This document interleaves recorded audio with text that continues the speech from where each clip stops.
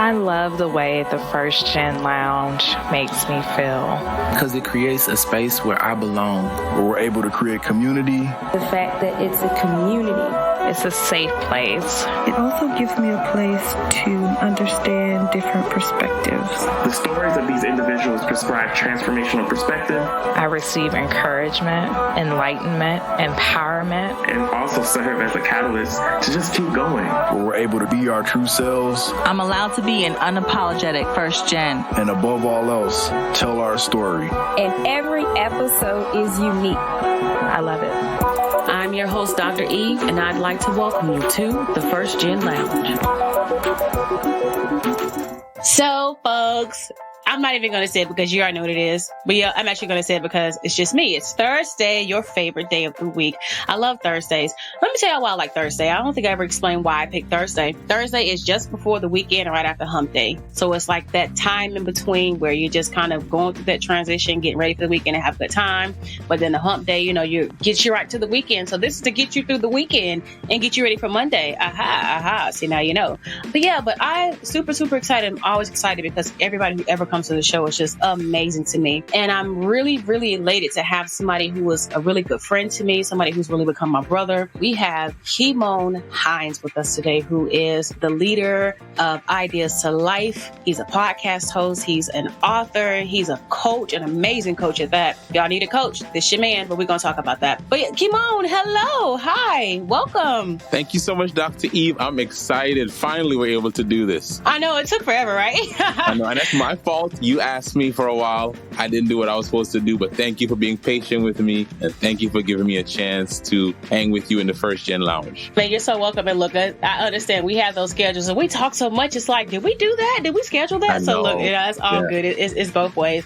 But I'm really glad this actually happened. And it's really funny, just to tell the people that I didn't even know you were First Gen when we talked the first time around. And so for us to even come back around to like, hey, Kymone, oh my gosh, this is great to know because your story is a little bit different from some of the other guests that you went to school First Gen and then your father turned around and got his degree. Right. Which, honestly, I didn't even think about it till we talked. You don't think about that First Gen identity and what it means for your father to still get a college degree. Does that mean it takes away from your First Gen experience? But then our conversation led me to think, no, actually, I would still consider you First Gen because you were First Gen, before your father graduated, you still had that. That was a very real part of your experience. So definitely want to talk about that today. Just again, how you were able to navigate and what that meant and how it's changed life for you to be First Gen than to kind of not be First Gen. But yeah, before we get into all that fun stuff, tell us about yourself. Who are you?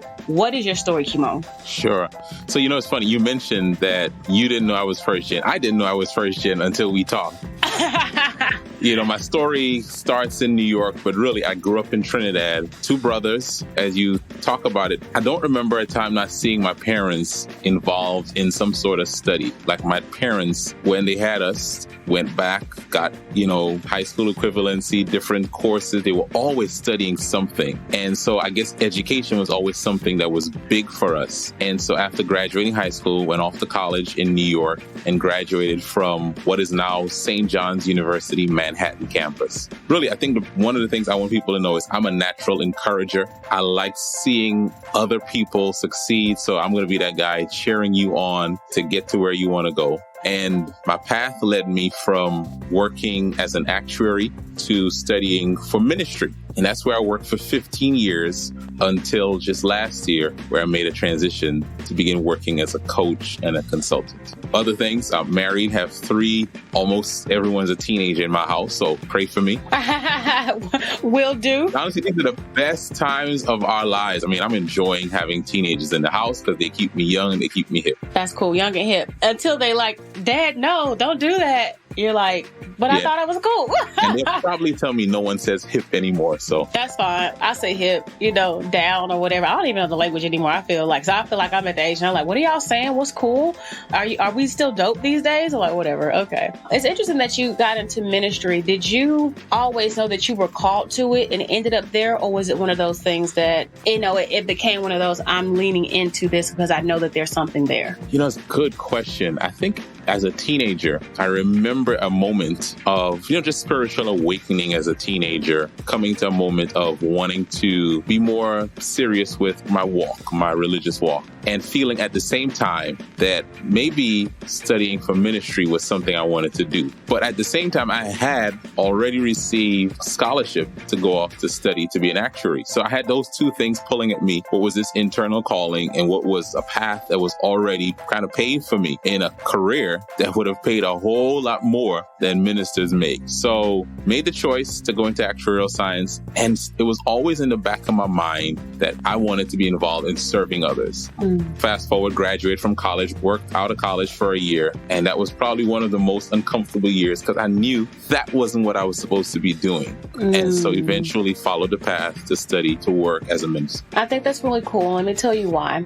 There are a lot of people who think that they've just known since they were 5. Kind of thing. And I look at work, especially work that's religious, like I said, ministry, stuff where you are leading people's spirits, being responsible, being a shepherd, right? I look at it as one of those things where I think God can call you at any time to do it. And I think that in some kind of way, like you said, you're a natural encourager, like you're an amazing encourager, actually.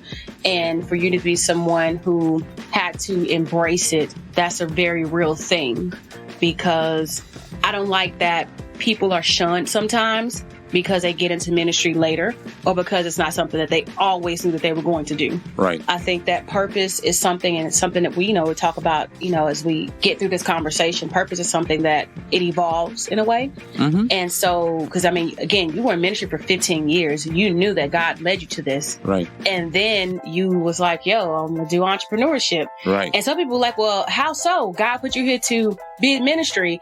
But I think that there's more than one way to minister as well. Absolutely. And so I would even imagine, that has been an interesting cycle for you. So if you could even tell us a little bit from your perspective of leaving ministry to pursue entrepreneurship and what that was like, because I'm sure people had a whole lot to say about that. Like, once you're in the church, that's all you're supposed to do. Right. And I'm like, God can call you to do more than one thing, for many reasons. So talk to us about that. Sure. So I kind of believe in being led progressively. Like, I think what I did yesterday doesn't have to be what I'm doing tomorrow. I believe I grow and I'm understanding more of my purpose. And I'm understanding I may have a present assignment, but my calling may be the same. So I'm called to encourage, I'm called to strengthen people. But my assignment for those 15 years was to do it in the context of leading a congregation of people. And just as sure as I was as a 20-something-year-old that God had led me, I felt called into working as a minister, is just as sure as I felt a couple years ago when I felt called to serve people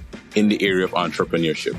Just as sure. Now, of course, at both times there were questions. At both times there were questions. You're going to leave all this money to go do this. That was a few years ago. That was, as a 20-something-year-old leaving actuarial science to become a minister. And just as sure as a couple years ago saying, hey, I'm going to leave to start my own business. I don't have all the answers, but this is where I'm headed toward. And I think for everyone, you have to be true to that internal calling, because there'll be times when you're something you're good at, something that people see you as being successful in that thing, but that's not what you're supposed to be doing for the rest of your life. And the longer you stay in there, the more difficult it will be to pursue what you're supposed to be pursuing. You said a word there.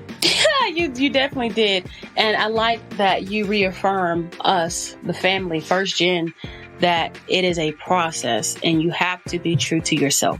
Absolutely. You have to be. Yeah. Because, again, it's a really big deal. I look at it because, again, you are a minister. You're a responsible pastor. What do I do without you? How do I go on? That's not supposed to be it. And for you to have said, I still know that God has an assignment for me.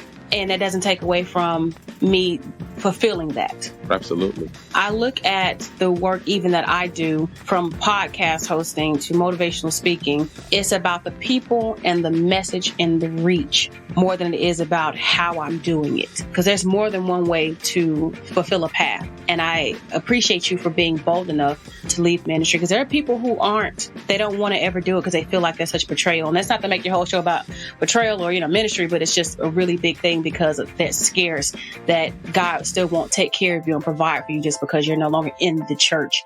Right. That means you have to be, out of the church, completely out of it just because you leave it to pursue something different. And actually, you're the first minister that I've known who's left the church. And so I've always been fascinated by that story because I was like, gosh, he's really bold and he's really courageous, because in spite of, he just could have been like, oh, let me just stay here because it's comfortable. Yeah. So, yeah. It's interesting you said that, because as people of faith, we talk stepping out, we talk following, even when you don't see it. And there's sometimes you have to apply that even to your career and to work. And one of the most difficult answers to give in a transition is, I don't know. Because you don't know all of the answers, no matter what you're doing. If you decide from high school, I'm going into college to pursue this major, you don't have all the answers. After you leave college with that degree to go out into the world of work, you don't have all the answers. So at every stage, don't be afraid of, the unknown. You have to have a certain level of certainty, absolutely. And you should have a plan, but don't let the fact that you don't have all the answers scare you from actually pursuing what you're called to do. I appreciate that. I think a lot of y'all out there appreciate that too. Don't let it scare you, because, fear got to be greater. Your faith, not your fear. Your faith has to be greater than your fear. What a word. Which I talk a lot about your journey out of ministry, not to make it a focal point, but it's very much a focal point because of what I want to lead to. And that's how you've created Ideas to Life. Right. Because that's very innovative. I remember the first time I heard it, I was like, Ideas to Life. I was like, ooh, what is that about? But your concept is, if there's something inside of you that you're sitting on, you've got to go chase it. Right. You've got to not just think about it, but take action, right? So talk to us a little bit about how the entrepreneur experience has been, for you, and what it's been to bring ideas to life, because now you're in a whole realm of new things, and you have new sheep to shepherd, and you do that through coaching and consulting, which is really amazing because it's still very people oriented, very uplifting, very encouraging, and very thoughtful in the work that you're doing. So yeah, talk to us a little bit about that and what you're hoping for this long term. Sure.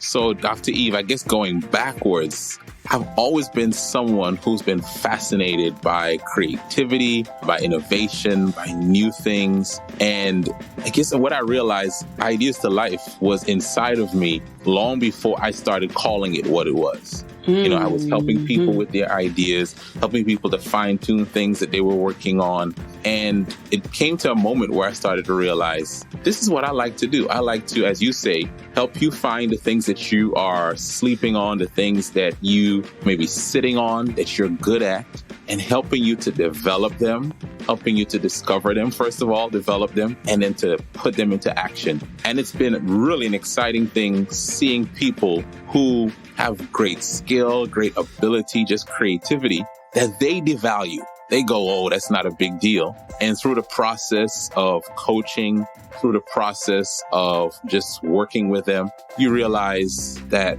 they come alive as they use that creativity. And so it's been, as you mentioned, it's still ministry. It's still serving people, but it's now helping people to take things that they would have probably sat on for a long time, if not for their whole lives, and do something with it that makes them feel alive. That's powerful, because you said it, people may sit on it for their whole lives.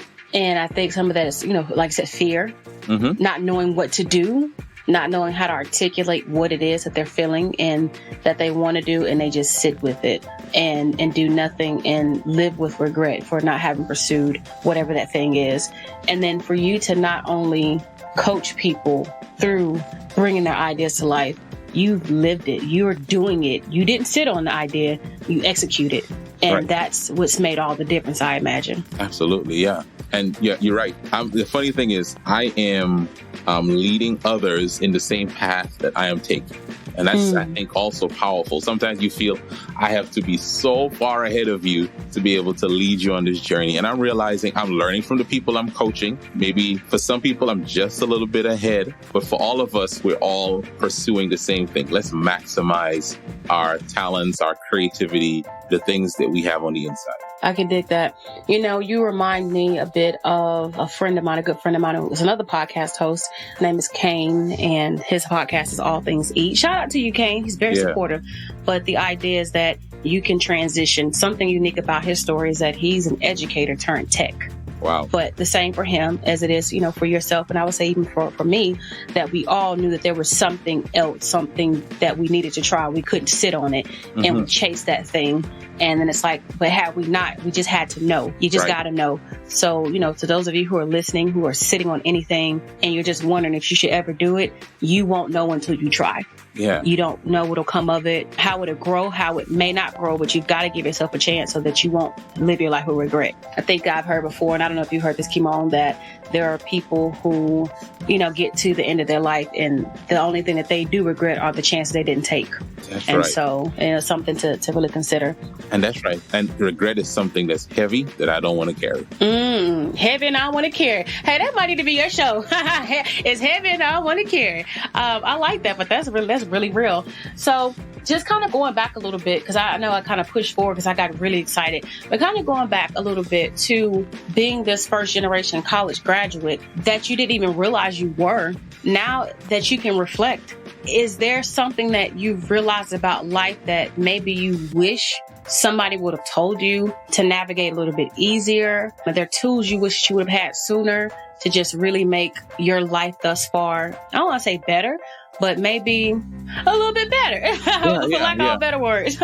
Yeah, you know, this is a funny story. So leaving Trinidad, I grew up on the island of Trinidad, moving back to New York at the airport. One of the things my father told me, and I still laugh about it to this day, you know, we're crying, everyone's saying goodbye, all of this. My father's last words to me were, keep your focus, right? That was his words, keep your focus. And I wish I understood how powerful those words were early on rather than later on in life. Because, you know, for people who have multiple abilities, multiple gifts, you tend to be sometimes all over the place and doing so many things, and you never really focus on one thing to say, let me become excellent at this. Let me do this well, that I become an expert in this. And I think even with finances, one of the things I realized is my money was going in so many different directions. And it came to a point where I had to say, okay, if I take all my extra money and I focus it on paying off this debt, then I'll get somewhere. Then if I focus it on saving, then I'll get somewhere. And so that's one of the lessons that I had to learn with my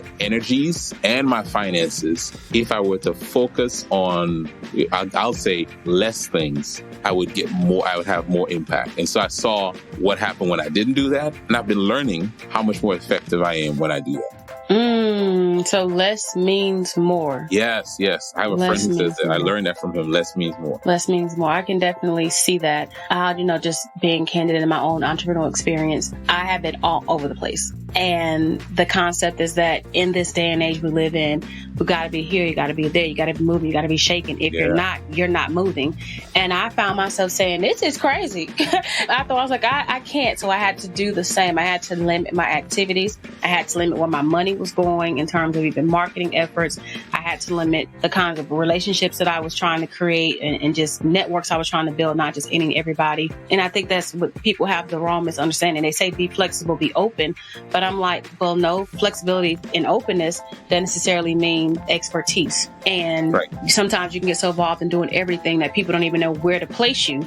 And so that can be a problem for your business as well. So the fact that you've even talked about focus. So, I mean, going back to your career, to your relationships, to your money being a really big one, then, you know, you can really move a little bit further. So thank you for that reminder to us to focus and to even say for yourself that it is something that's working out. Kind of even been wondering now, because I know you do some coaching. What is your coaching like for those who want to work with you? What is your focus? Sure. So my focus is helping people to unearth, to discover things that are deep on the inside that they've always wanted to do, to develop those things and then to put them into action. You know, I think for so many people, and this has been an interesting story, when I've told people that I'm leaving to go start my business, I first of all hear people say, oh, you shouldn't do that, especially people who might work in the field of ministry. But then I get a chance to ask them the question, have you ever thought about doing this? And there's some people who will say, yeah, I've thought about making a shift to do this. And I feel like a lot of people that I encounter, when they hear that I've made career shifts, they'll say, I've always wanted to do this, start my business, write a book, launch a podcast, whatever it is. And that's the focus of my coaching. I want to help people to take action on the things they've always wanted to do. So if I were to come to you for a consultation, let's just put it this way. What could I expect to get from you in this initial chat? What would that look like for me? So let's just say, because there's somebody who's probably something I did, and I was like, I want to talk to him, but I'm not really sure. So let's get the people to know, what is it that you could do, in terms of talking to me to help me? What is a question that you would ask me to get me going? Sure. So I guess I would ask you questions that allow you to value the things that you might even overlook. So what do people always tell you that you're good at? Oh, okay. Oh, I see what you did there. Okay. That's a good one. So now I'm actually like, I want to answer this question. I want to think about this. That's a great question and a great So like for me, speaking would be one. Right. I feel like over the course of my life, I've always been called on to speak to some capacity, be it a panel, be it a keynote, be it a banquet, a commencement, like people calling me to speak and to deliver. Wow. And typically it's around the encouragement. So I like that a lot. So yeah, that's kind of how you be my coach. You are my coach anyway. Like, look at you, my coach. Yeah. We know. Yeah. I could dig that. That's a great one. So for those of you who are wondering, how does somebody coach you through your ideas? There's an example. You start with getting to the heart of who you are to help you gain clarity about what's next for you. Yeah. And coaching is really, it's less about me telling you, giving you answers. It's the premise. You have the answers. And sometimes you just need someone to ask you the right question so you can give yourself the answer that you've been sitting on. So look, I'm about to put you on the spot. So somebody who's out there is like, coaching, like, I'm not even wasting my money. It's a waste of money. Why should I even invest in that? What would you say to somebody who's skeptical about coaching? Because I was for a very long time. Sure. And then I learned that just from personal experience, sometimes I just need to think through it. And I have the answers, but again, I'm just stuck. So for you as a coach, what would you say is definitely a benefit? Sure. I think first of all, you never lose investing in yourself. That's number one. You just never lose investing in yourself. And if we're honest, a lot of times we'll have conversations with people and neither person is doing a whole lot of good listening. We're both kind of just wanting to both share. But there's a lot of value if you're in a conversation with someone who is listening, who is reflecting well, and is asking you questions that are getting you to think even deeper within yourself. And I think that's the value of coaching. You realize at the end of those sessions, and by the way, I'm raising my hand to let you know I have a coach because I see the value in it. That coaching allows me, myself, to be able to think even deeper about some of the things that are on the inside. I like that. And I like it a lot because you've even said the part of investing in yourself. And I've been really big about talking about investing in yourself. And Absolutely. So much of that is because I think as a first gen, especially somebody who's graduated and somebody who came from hardship, that what it looks like to invest, it's not that I can't always see value. Although honestly, a lot of times you can't because you just don't know what you don't know, right? But I'm not paying for that. That's too expensive. And I'm frugal fanny over here. Save money, save money, save money. That's how I've been for a long time. And now I'm like $1,700 per coach. Not bad. Drop it. And it's like, oh, that sounds crazy. Like, no, I've learned through the years that what you invest in yourself, is what comes back to you. You have to be an advocate for your own success. And so that's why I'm really fascinated even by your work. And I love it because I think that we as first gens have to do more to invest in ourselves to get ahead. Absolutely. And we can't cheat ourselves. We can't be cheap with ourselves because trying to cut corners and save money and be cheap all the time is, and I said cheap, there's a difference between cheap and frugal. Right.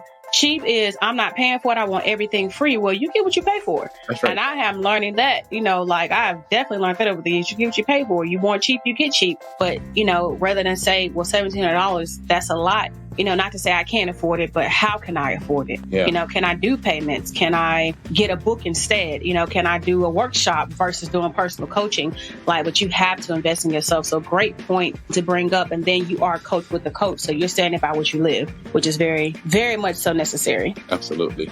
Yeah. I mean, you've done a lot. 15 years of ministry, entrepreneur, a dad, a husband. You came to America from Trinidad, which again, I am so fascinated by that. Like, I don't know if I I told you, I think I love islanders. Yeah. I should have been born in an island. Like maybe I was in my past life. I don't know. And then it's like, so I get excited. Like I love visiting islands as well. But just thinking about all the things that you've become, all that you do, what do you think has helped you to be successful thus far? Because you just had a lot. I mean, you just said a dad of 3 teenagers. Yeah. And a first gen and a minister. Like those are a lot of things to carry. And I just can't imagine because I'm a married woman, but I don't have children yet. And we're working on it. But yeah, well, I mean, not like that, but we know we're going to get there. we're going to get there. Hey, I'm married. But really, like, what is it that helped you to be successful? You know, I think any success that I have is really attributed to the relationships and the connections that I have. I just think about being in New York, away from my parents, away from my family, and being taken in by my aunt, and then by a village at a local congregation, and just families that have been people that just invested in me along the way. And just looking at life, it's all been about connections that I've made along the way. And I think for anyone who has any level of success, there's no self-made person. Everyone can point to someone else who encouraged them, who invested in them, who just helped to guide them. And that's me. I'm the relationships. You know, I talk about my kids, but my wife, just her, the things that she's done to believe in me and to allow me to step out and to start my own business. I mean, to me, that's invaluable. You can't put a dollar value in that. So it's all about relationships, and it's all about realizing that people who are around you are your greatest assets and just helping you to grow. That's beautiful. And shout out to your wife. That's really, really awesome, because my husband, the same thing. Somebody's got to stand beside you and look crazy enough with you too to say, I'm going to believe in this with you, because a lot of people think that entrepreneurship means I'm going to be rich and famous in 6 months. Oh, no. Yeah, no, not at all. And so for your wife to stand behind you and to support you and lead a ministry, because again, you're a husband, you have 3 children. So it's not like your situation is one where you're just 20-something out there figuring it out. Like you've got a whole family. As a matter of fact, I mean, if you don't mind, I would love to dissect that a little bit with you as well. Sure. What do you think, has really helped keep you motivated to pursue the entrepreneurial route, considering that you have a family? Because I know that you've done, a great number of things to keep yourself going. But beyond the family, what keeps you motivated and keeps you going and keeps you from throwing in the towel when it does get challenging? It's interesting. Like, I will bring it back to the family. Okay. Like when I was young, I didn't even think about this until I was reflecting in the journey. When I was much younger, across the street, maybe a couple streets over from the school that I attended in elementary school, was a business called Hinds Machine Shop. It was my uncle's. And I don't know if I could really describe what that did for me as a kid to see my last name on a business, like, wow. And then he owned a restaurant. So there are times I'd go in there, I didn't have to pay for anything because my uncle owned it. And so this journey of entrepreneurship, I guess that seed was planted back then. And one of the things that I want to do is leave something behind for my children that they could give to their children. Now, what I have right now, we don't have very much to leave behind, but that's my dream. And so at times it's difficult, but I'm building something. They say wise people plant trees that they won't be able to enjoy the shade of. I'm paraphrasing. And I'm almost believing that even if my business doesn't take off to the point where I wanted to, at least I'm leaving a legacy of my children seeing the skills, the work ethic, and the things that go into it, so that they will have a leg up if they choose to make the same journey. That's like, wow. Yeah, it's not about the money. And that's the most important part. The money is important. Don't get me wrong. And that's for anybody who's like, oh, I just have to be in business but it's about serving.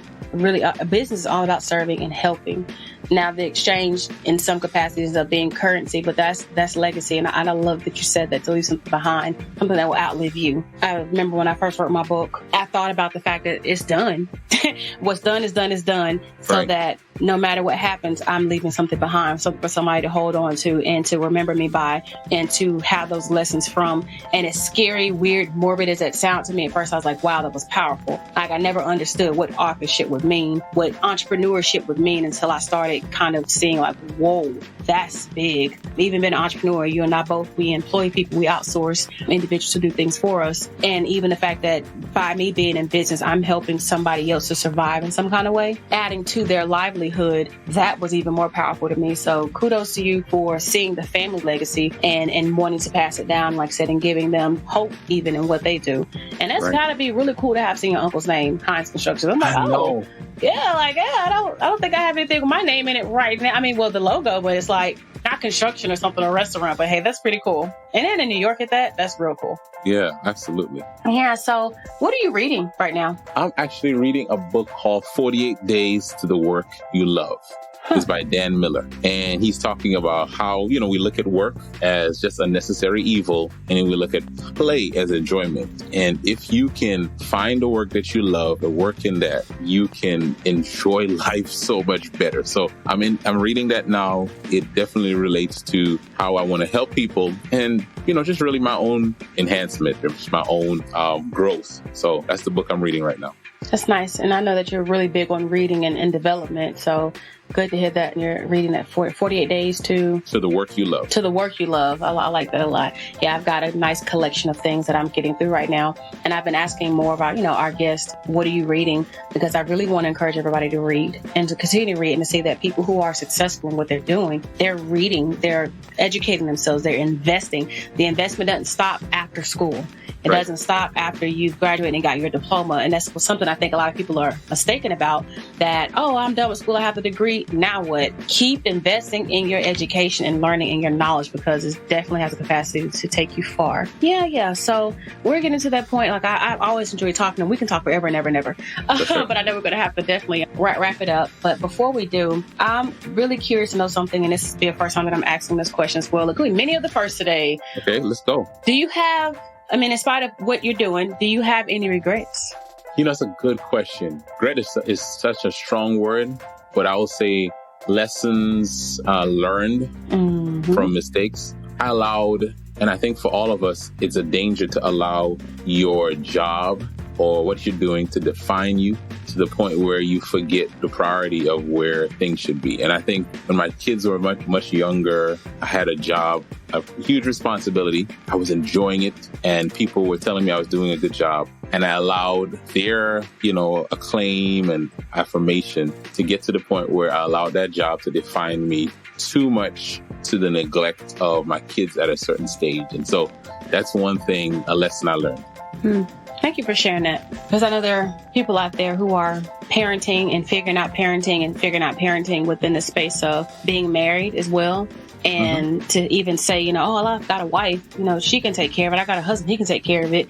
But for you to still have that feeling, that lesson, that just because you have the support doesn't mean you don't want to be there. And I think even if you're not, married or with children, don't ever let your job totally consume or define you. I remember a day after I was transitioning from one job to the next. I ended with one job and I had like a week before I started. And that was one of the most, it was a weird week for me, because I'd been defined so much by that job that I was asking myself that question for a week: who am I if I'm not what I did? And so that's for everyone. Just don't become what you do. Don't become what you do. I can dig that. How do you even say something like that to an entrepreneur who's working all the time around the clock? Because entrepreneurship, you got to put in that work. Yeah, you do. But even in this journey, it's still a lesson I'm trying to embrace. I cannot become what I do, because there will be success will come and you get happy, but there will come disappointments and challenges. And you're not less of a person if you didn't have a good week. You have to have disciplines and routines and things that you do that remind you who you are and remind you that you're not what you do. Like, what you do flows out of who you are, but who you are is not defined by what you do. I can dig that. Amen. Yeah, so we're wrapping it up for real. I'm serious, it's time for real. Just want to know if there's a thought that you want to leave us with, anything for us to ponder on or hold on to for the rest of our lives. Yeah, So there's this quote that I'm living by. It says, the best time to plant a tree was 20 years ago, but the second best time to plant that tree is now. And the reason I love that is, yes, there's some things you and I look at. And for some people, you're so young that 20 years ago means that you were a toddler, right? So, but what it means is there's some things you look at life, you say, oh, I should have done this. And then you stop right there and you think to yourself, well, that opportunity's passed. What I'm encouraging you to do is to say, okay, maybe I can't do it to the level I could have 20 years ago, but what can I do now to do what I know I should have done? So don't ever feel like the opportunity is totally passed. Don't ever feel like I can never get there. It may take you a little bit longer. You may have to go a little bit slower, but never feel like it's all over for you. You still have an opportunity to do it now. I can dig that. Thank you for that. Because even for me, it's like, oh, planting the seeds. But I love trees. I love trees. So that is a very much needed message. Kymone, you are wonderful. And I thank you for the time. So today, this has actually got a little longer than I thought it would. But hey, whenever you drop a jewels, I want to hear it because we are here for our people. So where on the internet can we find you if you'd like to connect with you? Sure. Pretty easy. It's my name. Now, saying that, my name is not the easiest name to spell. I'll spell it. It's KYMONE HIN as in Nancy, D as in David, S as in Sam.com. So KymoneHinds.com. And on all social media platforms, it's my first name, last name, Kymone Hinds. Well, that was easy. My name is that unique.